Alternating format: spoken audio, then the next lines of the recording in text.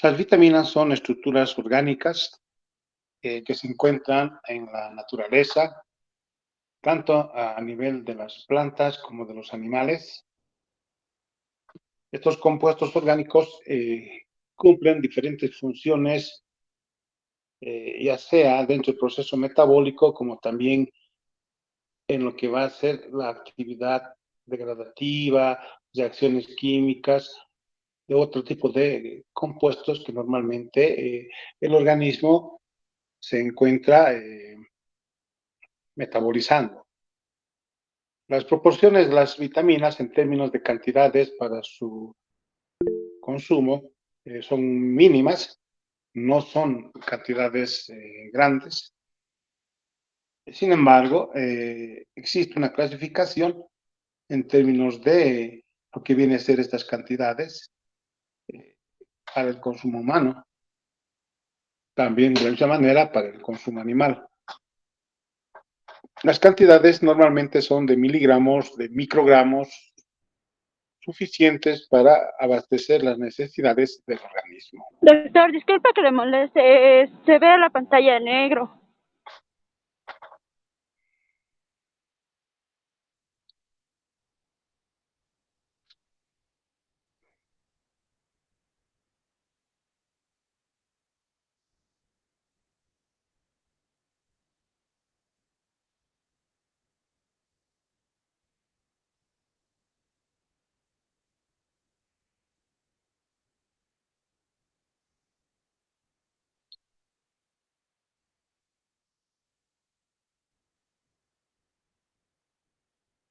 Estamos viendo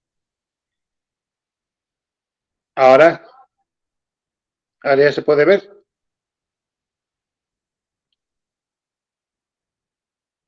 No, doctor. A ver, un momento, entonces voy a solucionar el problema.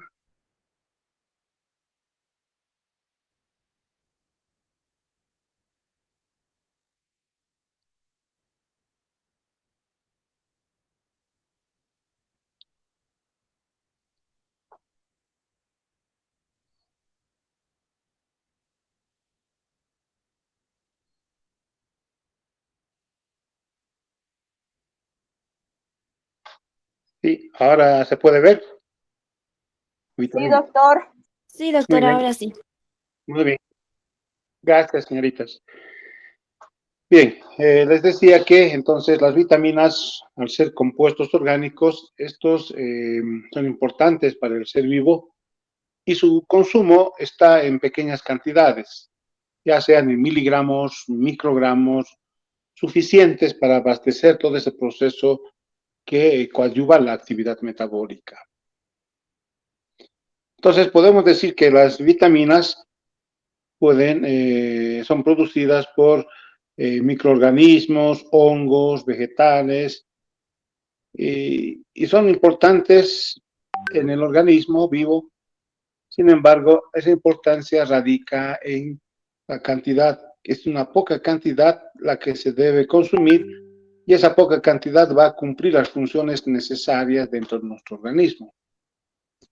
Estas vitaminas entonces son biomoléculas orgánicas, ¿no es cierto?, de naturaleza obviamente bioquímica, tienen grupos heterogéneos, varían, como vamos a ver en las diferentes estructuras, y actúan en muchos de los casos como coenzimas. Nosotros sabemos que las coenzimas son los precursores o los que ayudan a la actividad enzimática. Entonces, normalmente las vitaminas están cumpliendo esta función. De acuerdo a sus características bioquímicas, las vitaminas se dividen en dos grupos totalmente identificados, como son las vitaminas hidrosolubles y las vitaminas liposolubles. ¿Ya? Entonces, esto está clasificado en función de la solubilidad, tomando como referente el agua. Entonces, las vitaminas, desde el punto de vista, formando estos dos grupos, se encuentran los siguientes. Por ejemplo, en lo que son los hidrosolubles, vamos a encontrar a la vitamina C y toda la familia de la vitamina B. Vamos a ver que son varios aquellos componentes del complejo B, que se dicen también de alguna manera. Todos ellos son vitaminas hidrosolubles, por lo tanto son solubles en el agua, ¿no? Normalmente estas vitaminas hidrosolubles, la C y la B, actúan como coenzimas o precursores enzimáticos. Enzima A, que es importante en la actividad enzimática, habíamos visto en el metabolismo, por ejemplo, de los lípidos, ¿verdad? Proviene de este tipo de vitaminas, como es el caso de la vitamina A, ¿ya? Al ser solubles, obviamente, en el medio acuoso, son fácilmente distribuidos en ese medio, como también son eliminados fácilmente mediante la orina, toda vez que un buen porcentaje de la orina es agua. Entonces se suelen solubilizar. Fundamentalmente el exceso de estas vitaminas hidrosolubles se eliminarán mediante la orina. El otro grupo de vitaminas llamadas liposolubles están constituidas por las vitaminas A, D, E y K, la ADEC. Este grupo de vitaminas A, D, E, K, entonces son solubles en solventes orgánicos y no así en medios acuosos. Esto debido a las características apolares que estos presentan. No actúan normalmente como coenzimas, a diferencia de las vitaminas hidrosolubles, que sí actúan como coenzimas. Suelen presentar alguna propiedad insaponificable con los lípidos. Los liposolubles, el exceso de estas vitaminas liposolubles mediante las heces. Al no ser solubles en medios acuosos, entonces se eliminan mediante heces el exceso. Lo que quiere decir entonces que no existe una suerte de vitaminas en el organismo, sino que se consume, son utilizadas lo necesario y el exceso prácticamente se elimina. ¿Ya? No hay una fuente de reserva como en el caso de los carbohidratos y de los lípidos, donde sí es posible almacenarlos, ¿no? Es posible guardarlos. Ir viendo entonces cada una de ellas, sin embargo, dentro de las características generales de las vitaminas, podemos decir que estos son parte de la alimentación. Nosotros, en el momento en que estamos consumiendo nuestros alimentos de manera implícita, estamos tomando también cantidades necesarias que requiere el organismo, ¿ya? Esas cantidades, ya decíamos, son pequeñas, lo que quiere decir, entonces, que a diferencia de los carbohidratos, lípidos y proteínas, que las cantidades de consumo son grandes, las vitaminas y los minerales se consumen en cantidades pequeñas. De ahí que tanto las vitaminas como los minerales se denominan moléculas de,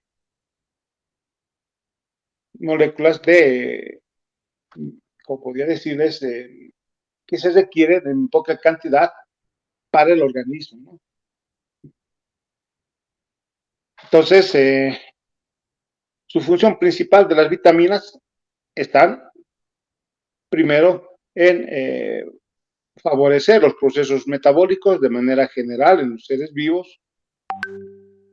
Cuando tenemos ausencia de las vitaminas, pueden producir una serie de patologías. Por ejemplo, puede ser una avitaminosis o una hipovitaminosis, dado por acción de la ingesta alimentaria, que puede darse por varios factores: una mala absorción o directamente la alimentación muy pobre en vitaminas.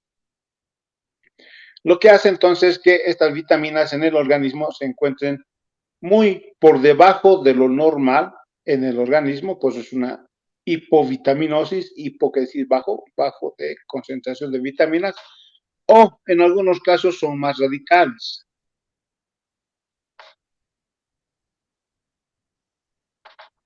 En esos casos se llama avitaminosis. A quiere decir ausencia, ausencia de vitaminas. Ni siquiera existe, sería hipovitaminosis, sino no existe. Entonces es una avitaminosis.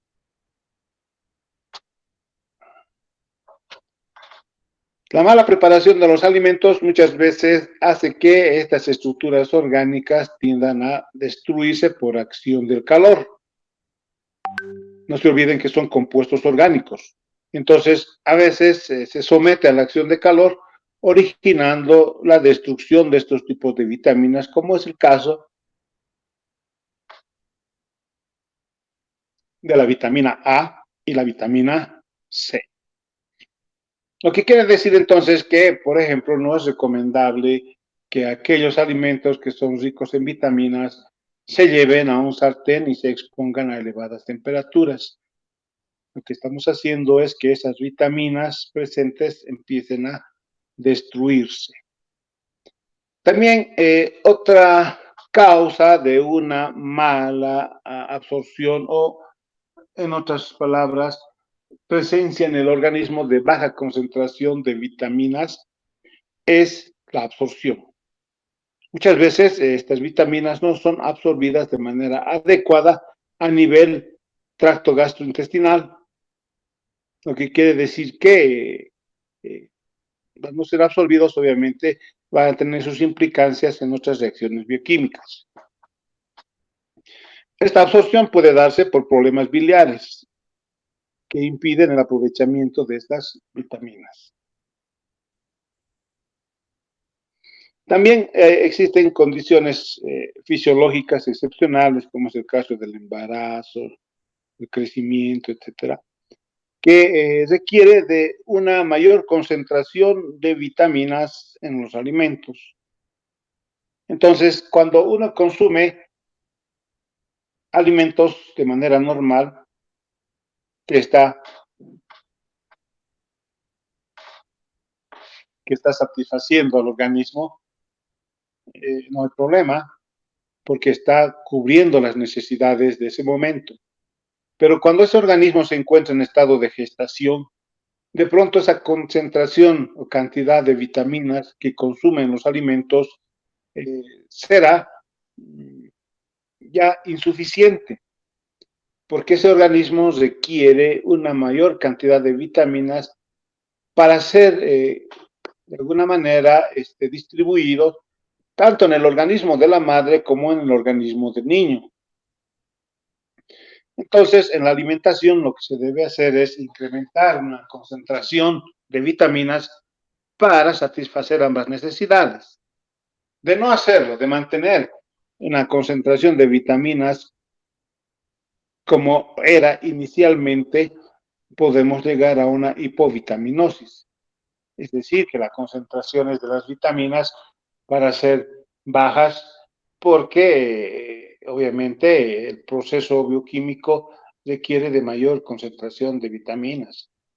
Entonces va a ser considerado una hipovitaminosis. Pero son estadios especiales en los cuales obviamente debemos tomar en cuenta ese proceso.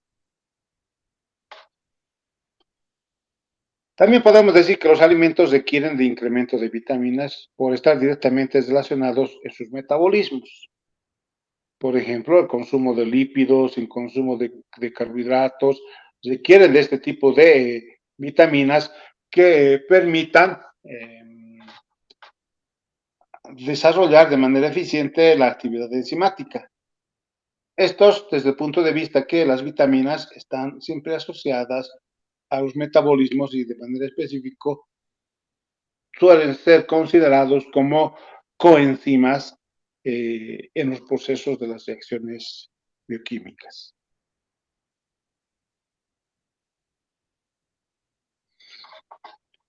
La absorción de las vitaminas puede darse por dos formas en las cuales prima las características de los dos grupos de vitaminas que habíamos visto, es decir, los liposolubles y los hidrosolubles.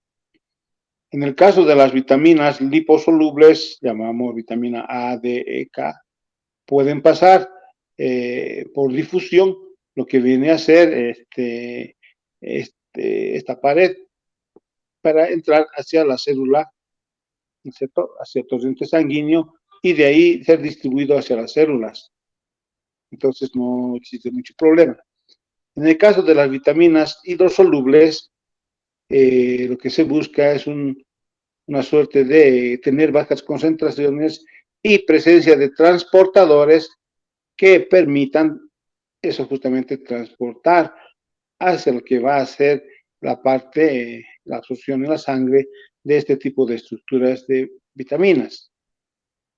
Una alta concentración de las vitaminas hidrosolubles permiten un paso directo, como si fueran vitaminas hidrosolubles. Pero cuando tenemos bajas concentraciones, ya de alguna manera requerimos de este transportador que va a permitir llegar hacia la región de los capilares para su absorción correspondiente.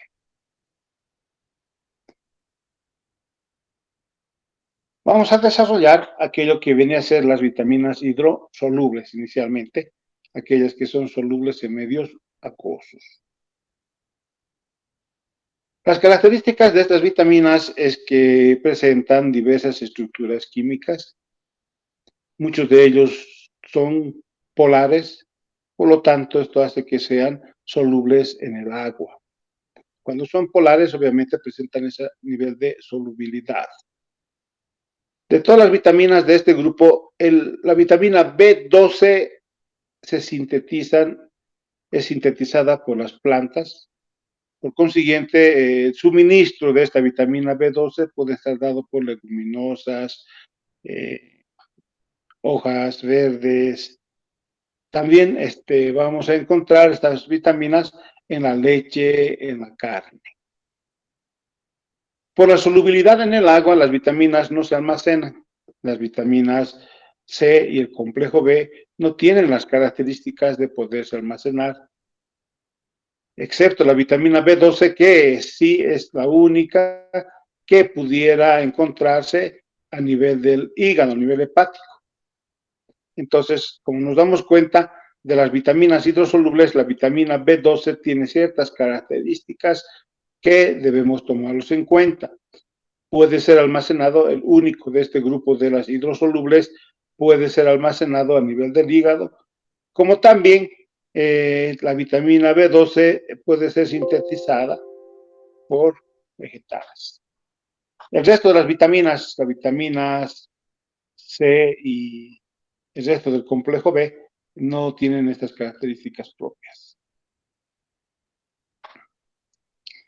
Todas las vitaminas excepto la vitamina C son coenzimas, eso es importante, ¿no?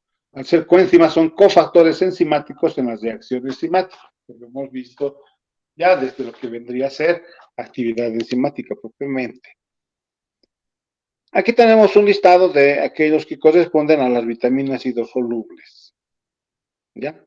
Tenemos la vitamina C, que vendría a ser el ácido ascórbico, la vitamina B1, también llamado tiamina, la vitamina B2, también denominado riboflavina, la vitamina B3, también denominado niacina, la vitamina B5, o también denominado ácido pantoténico, la vitamina B6 o piridoxina, vitamina B8, también llamado biotina, la vitamina B9, también denominado ácido fólico, la vitamina B12, también denominado cobalamina.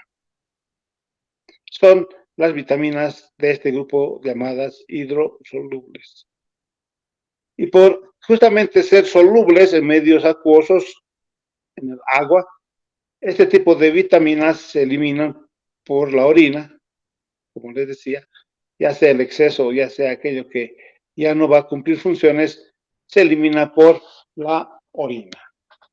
De esta manera, entonces, no vamos a tener una suerte de almacén o acúmulo de vitaminas en nuestro organismo, sino que la ingesta alimentaria proporciona las vitaminas necesarias para el día.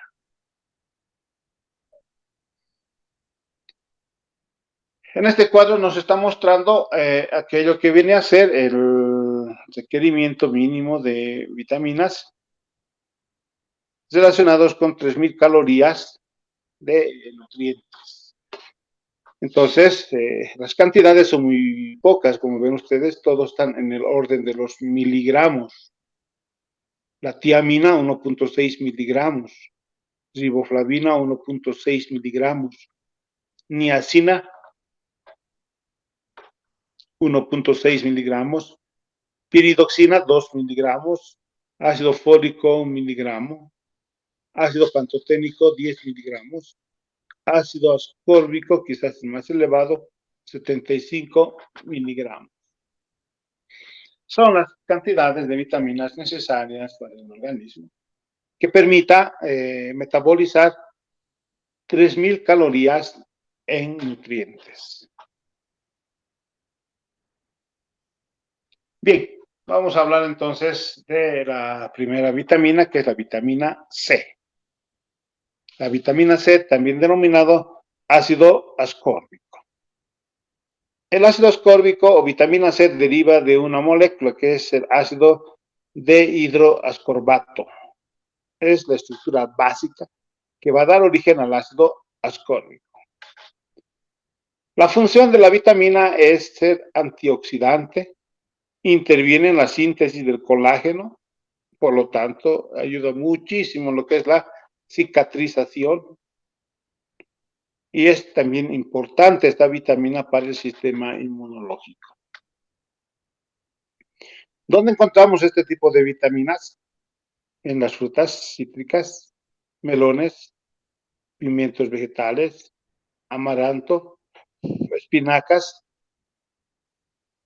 o todo aquello que tenga hojas verdes van a estar seguramente ricas en lo que es vitamina C. Cuando se tiene una carencia de esta vitamina C, origina una enfermedad, el escorbuto.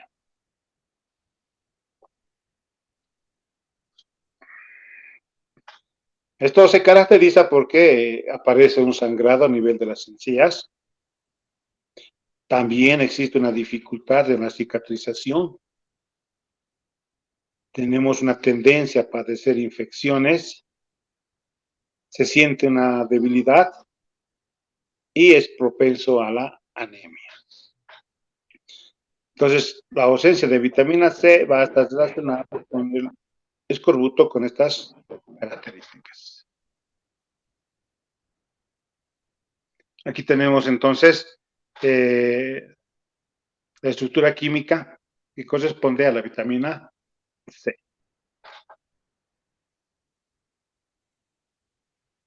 Otros aspectos que podemos mencionar de la vitamina C es que se destruye fácilmente esta vitamina en contacto con el agua clorada. También las tuberías de distribución de agua que tengan presencia de cobre tienden a alterar esta estructura de la vitamina C.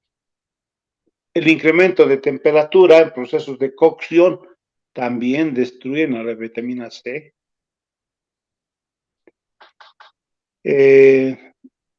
También dentro de las curiosidades podemos decir que casi todos los animales pueden sintetizar vitamina C, excepto el ser humano, los cobayas, los monos, que son los que no sintetizan esta vitamina, por lo tanto, se lo puede obtener mediante la ingestión del mismo. La mejor manera de obtener esta vitamina C para nuestro organismo es mediante los alimentos, ¿no es cierto? Pero cuando hablamos de alimentos, en lo posible, estos alimentos deben estar crudos, no deben haber sido sometidos a la acción de calor, lo que va a originar que esta estructura pueda ser alterada.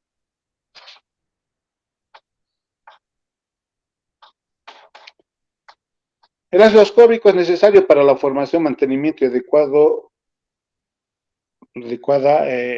estructuración de lo que viene a ser el material intercelular. Sobre todo a nivel del colágeno va a ser también importante el ácido ascórbico. En términos más sencillos podemos decir que el ácido ascórbico está relacionado con aquello que hace que las células estén unidas unas y otras, formando una suerte de mosaicos, y entonces esto le da una suerte de una formación como de ladrillos. Y esa unión de esas células unas con otras y con otras está dado justamente por el ácido ascórbico. En una persona que tenga carencia de ácido ascórbico, lo que va a ocurrir es que va a carecer la solidez de este tipo de estructuras celulares que van a incidir a nivel de los capilares. Por lo tanto, son frágiles y al ser frágiles son susceptibles a presentar hemorragias. Y eso es lo que se va a manifestar entonces cuando existe un sangrado a nivel de las encías, justamente por este problema. También podemos decir que esta vitamina está relacionado con aquello que viene a ser la estructura ósea, ¿no es cierto? Donde hay problemas, por ejemplo, a nivel de lo que es la dentina en los dientes, que no pueden formarse de manera adecuada. También está relacionado con la cicatrización. La cicatrización es pobre, debido a que, como no tenemos el componente que permita unir a las células, entonces estas obviamente no pueden consolidar una estructura o un determinado tejido, continuando siempre con el proceso de cicatrización. Entonces va a ser eh, este proceso muy lento, ¿no es cierto?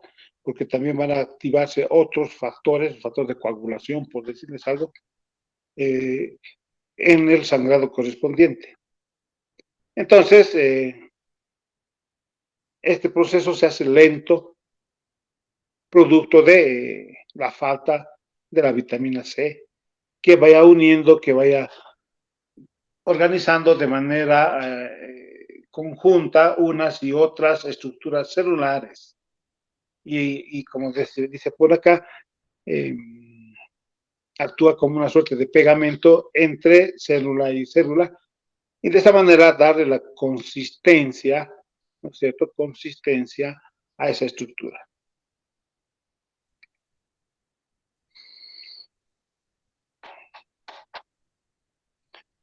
Algunos estudios por ahí todavía, pero no muy contundentes, indican que la vitamina C no actúa o no tiene una acción directa sobre los resfriados.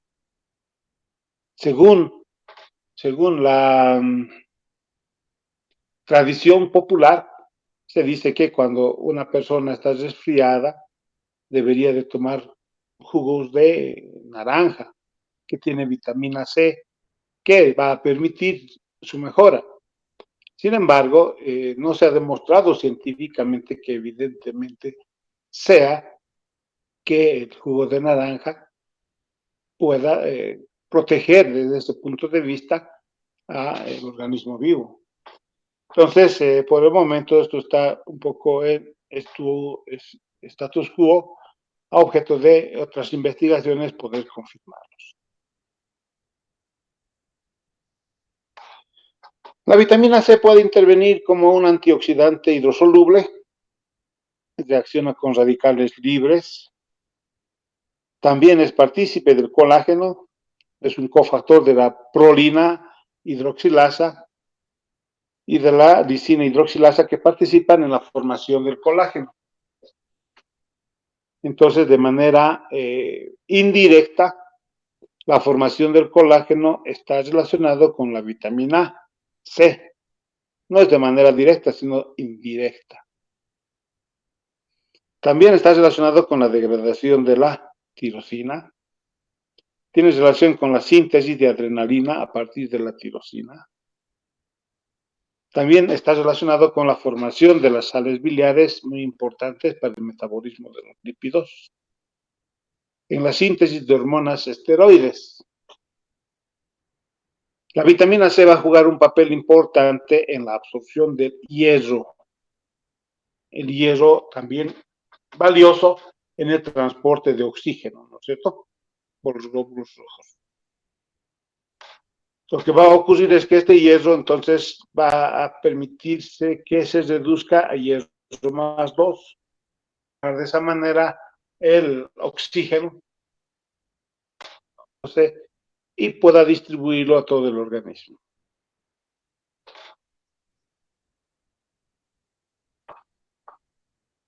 Entonces, cuando hablamos de las vitaminas, en este caso la vitamina C tiene una importancia directa en lo que es la estructura celular, lo que es la acción de una célula y otra para dar origen a los tejidos. Entonces, más o menos como una suerte de un como una suerte de sustancia que une una célula y otra para darle una estabilidad al tejido. Principales, entonces, de la vitamina C.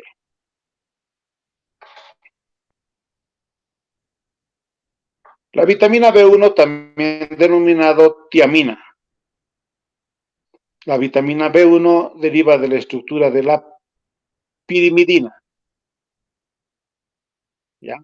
Esta vitamina es el de participar en el metabolismo de los carbohidratos a nivel del sistema nervioso y la producción de energía en las células.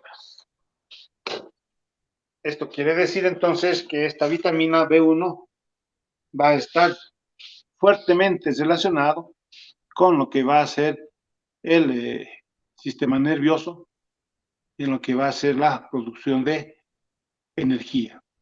Entonces aquí vamos a ver que la vitamina B1 tiene relación con lo que es la fosforilación oxidativa, donde se produce la energía a nivel de las células, y con la cadena respiratoria. ¿Dónde encontramos esta vitamina? Como fuentes tenemos la levadura, germen de trigo, arroz, alfalfa, el trigo, la avena, el hígado. Son fuentes ricas en vitaminas B1 específicamente. La ausencia de esta vitamina B1 o tiamina origina esta enfermedad llamada el beriberi o polineuritis, que significa una parálisis de los músculos, también de los pies, ¿no es cierto? Puede originar malformaciones cardíacas, tendencia a la anorexia y al estreñimiento. Por lo tanto, en este último caso, va a tener un efecto importante en lo que es la absorción. Aquí tenemos la fórmula de la vitamina B1, es una fórmula orgánica.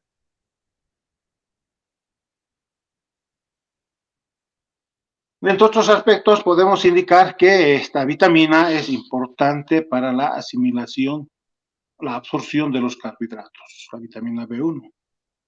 También es importante para el rendimiento a nivel cerebral. El cerebro, al ser una región muy rica en neuronas, tiene una buena cantidad de neuronas, requiere obviamente de esta vitamina, porque también va a permitir la asimilación y el proceso degradativo de los carbohidratos, proporcionando los ATPs correspondientes para que el cerebro pueda desarrollar todas sus funciones.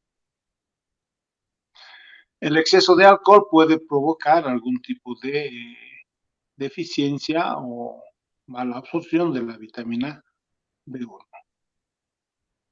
Dentro de las curiosidades podemos decir que esta vitamina B1 se considera una vitamina antimosquitos por el olor, ¿no?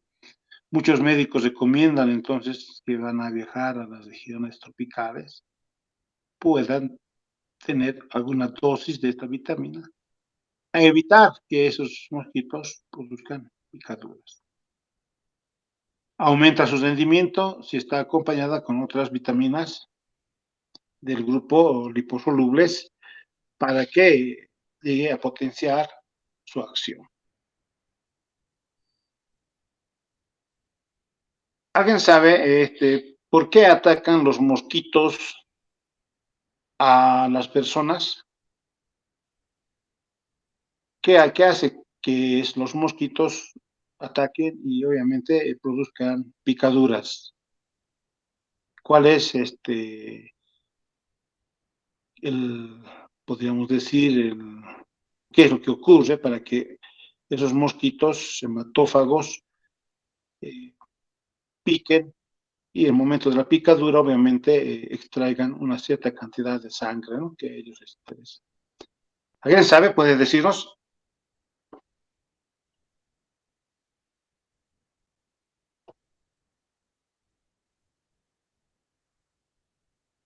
¿Sí, hola?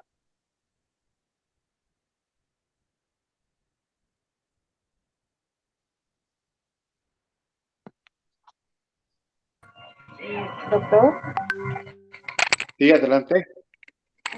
sería por el dióxido de cloro.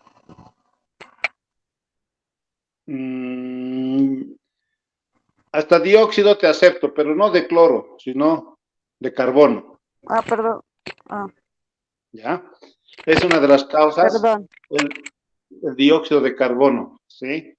Nosotros, el momento en que estamos eliminando el dióxido de carbono, atrae ese dióxido de carbono a los mosquitos, ¿no? Entonces, por ejemplo, las noches están los mosquitos ahí volando, podríamos decir, nosotros estamos caminando y en la respiración estamos eliminando dióxido de carbono, lo que hace entonces que el mosquito pueda detectarnos, nos encuentra y nos pica, ¿no?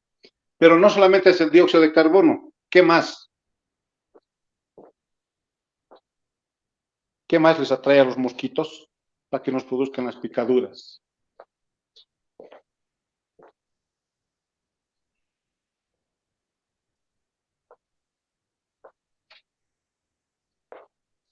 Es el ácido láctico, ¿ya? El ácido láctico que generamos nosotros. Habíamos visto hasta en la parte de la glicólisis, ¿se acuerdan? Cuando el piruvato se forma, el piruvato que viene de la degradación de la glucosa, ese piruvato tiene dos rutas a seguir. Una sería la ruta aeróbica y otra sería la ruta anaeróbica, ¿cierto? Una de ellas es la denominada también la ruta de las fermentaciones. En esa ruta de las fermentaciones tenemos la fermentación láctica y la fermentación alcohólica, ¿verdad? Entonces, la fermentación láctica era justamente que, producto de ese ejercicio muscular que tenemos, que desarrollamos, se va eliminando ácido láctico. Y ese olor, claro, nosotros no lo sentimos, pero sí los mosquitos sienten ese olor e inmediatamente encuentran la fuente y producen la picadura, ¿no? Entonces, lo que hace esta vitamina es un poco cubrir, ¿no?, ese olor, de manera tal que, enmascarando, los mosquitos no pueden identificar la fuente de emisión de ácido láctico y de dióxido de carbono. Por lo tanto, entonces ya es, digamos, difícil que puedan producir una picadura. Y el momento de producir la picadura, ¿qué es lo que hacen? Están tomando, ¿no es cierto?, producto de la punción, están tomando cierta cantidad de sangre, porque los mosquitos son hematófagos. Y de manera simultánea están eliminando heces. Entonces, nosotros sentimos el pinchazo e instintivamente nos rascamos.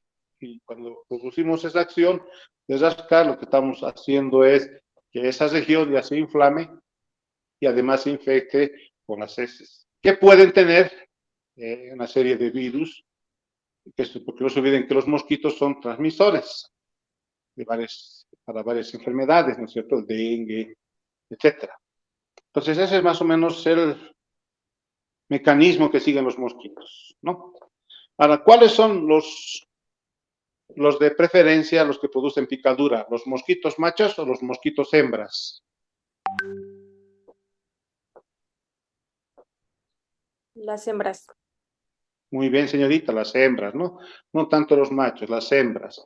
Porque requieren justamente la sangre para todo ese proceso de lo que va a ser la formación de los huevos y todo ello, ¿no es cierto? Entonces, son ellos los que producen las picaduras correspondientes. Como ven ustedes, es interesante y ya empezamos a relacionar, digamos, unos conceptos con otros y así vamos teniendo una idea un poco más clara de muchos fenómenos que llegan a ocurrir.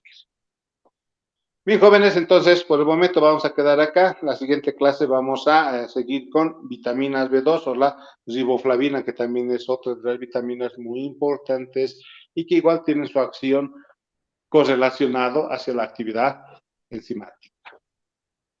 Bien, entonces quedamos acá y en unos minutos nos encontramos en el laboratorio para realizar nuestra práctica que va a ser actividad de las peroxidasas. Bien, que tengan entonces una muy buenas tardes y los espero en el laboratorio a las 5. Hasta luego, doctor. Gracias, Hasta luego, doctor. Hasta señorita. luego. Hasta luego, jóvenes. Hasta luego.